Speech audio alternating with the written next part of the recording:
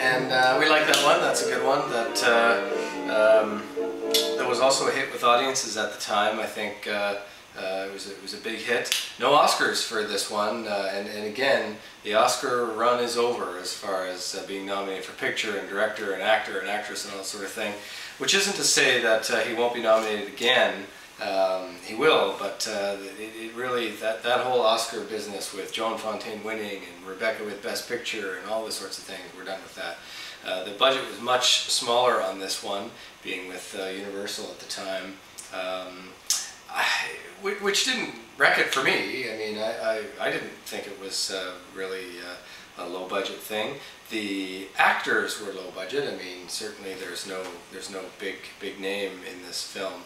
But yeah, that was good. We loved the part where we liked Robert Cummings. He was good. He was a good Hitchcock leading man.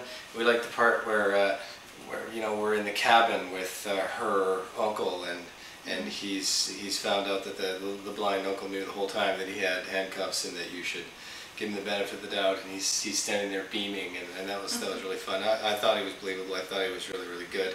I also thought the villains were fantastic. Talk about your prototypical charming villain, and just like in the 39 Steps, where suddenly, you know, not more suddenly in the 39 Steps. 39 Steps is a better movie, but all of a sudden we find out that, you know, the bad guy is this charming villain, and not only that, but oh, we've got a dead animal in our house, so. That's a long story, but yeah, you know, that there's nowhere to run. You're in this big house, you're in this ballroom full of people, all the bad guys are surrounding you, and there's nowhere to run. That was really cool, and like Hitchcock said, it's much more scary knowing that your villains. If your villain's a crazy person, then that's easy, but not knowing who the bad guy is really fun. So we also liked Norman Lloyd, who played Fry. Norman Lloyd, he was in all those episodes of St. Elsewhere. And he will be in the movie again, in a Hitchcock movie again, Spellbound, with Gregory Peck and Ingrid Bergman, which isn't too far down the road. He ended up becoming good friends with Alfred Hitchcock, and he ends up directing a number of episodes for Alfred Hitchcock Presents, the half-an-hour weekly TV show that they did together. In fact, he directs more episodes of Alfred Hitchcock Presents than Alfred Hitchcock did, so that's interesting. Yeah, Hirsch was in this one again, the butler from WKRP. He's playing a butler again, so I guess he may have been typecast. It'd be interesting to read all his names in all of these movies, because he was in a couple hundred movies. Was it Jeeves and you know, whatever. So also one of the little people, the Munchkin. He was a Munchkin in Wizard of Oz. In case you thought you recognized that little guy. So so let's talk about the big climactic scene. It was really cool. We were in Radio City Music Hall, we were at the Hoover Dam, these big iconic locations, American locations this time, and climaxing with the Statue of Liberty. There was no music in that scene. You know, that's interesting, because we've seen some scenes recently in Suspicion, as an example, where the music was just fantastic, and I wonder if this would have been better without music, or was it better without music, or would it have been better with music. But that was quite specific, that there was zero music in that scene where Fry first falls over the banister and then does fall to his death. Very interesting.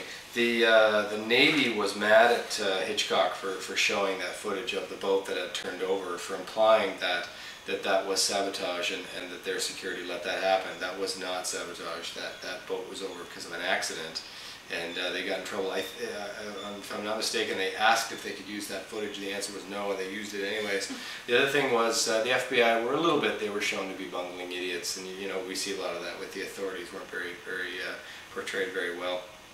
Interesting in a movie that we're trying to show the United States is good and strong and powerful, and yet we've got the you know, a little hint of the Keystone Cops going on. So interesting. So yeah, and you know, if you didn't see elements of 39 Steps in there, you certainly could see. You know, Diane was pointing out that that was a lot like in Sabotage. You know, the bit at the theater at the end, and so much of Sabotage. Remember Sabotage?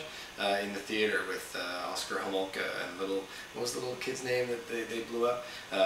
Speaking of blowing up that little kid on that tram in Sabotage, and how Alfred Hitchcock later realized that that was a mistake, that you couldn't do that to audiences, that you had to give them that release, that we're just dying because the boy has that Stevie, the boy has that package and he's waiting for it to explode, and you know that somebody's going to tell him, or he's going to get off the bus, or forget the package or something, and then after building up all that suspense, it blows up and he dies, and how that just didn't work. Well, the other thing is he realized too late that Fry, being over the edge and about to fall to his death of the Statue of Liberty, although Diane points out was suspenseful, the audience doesn't care about Fry. We don't like Fry. Fry's the bad guy. Fry killed that guy at the beginning by handing him a canister full of gasoline to pour on the fire. So he blew it and realized that it doesn't really work. It was a little more suspenseful when the girl was keeping him up there, keeping him occupied, and he thought, if he finds out who she is, he might pull a gun and shoot her. She's in danger.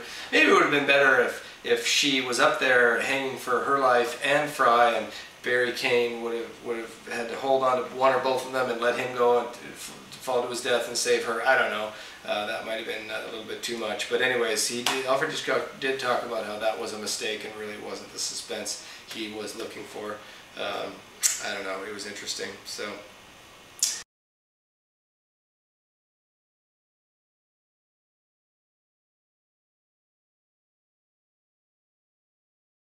yeah, that's good stuff. So 1942, we're done with 1942 now, but just to put things in context, we wanted to talk briefly about other movies in 1942. One Best Picture this year was the movie Mrs. Miniver, which kind of like how Green Was My Valley is one of those things that, Mrs. Who? You may not have heard of that movie. It is worthwhile though, and do check this out, because it has some neat scenes in it. It's set in London at the time that the Germans were bombing London every day, and what it was like to be on the receiving end of that, just as a regular happy family, a regular happy little hamlet, little town, and pretty darn good. Everybody won awards for that movie. But another really good movie from 1942, which surprised us because we saw it just this last week, was James Cagney in Yankee Doodle Dandy. He's really good in it. It tells a very neat historical story. It's no accident that it came out when it did, again trying to raise up the American pride and make people feel good about being an American, and the nationality of it all and that sort of thing. So two movies we enjoyed from 1942 anyways. But we enjoyed this one, and it definitely is not too dated. And you can check out the little making of Saboteur after this, just because it's worthwhile. It's not that interesting, it's kind of dull, but there are some few. They talk about filming him going back on the, if he falls over the Statue of Liberty, and some other interesting things. So good. So we're done with this one. So we'll be back next week for movie number 23, Shadow of a Doubt, which, if I'm not mistaken, Alfred Hitchcock called his favorite movie. That's exciting. So from our couch to yours, we'll see you next week.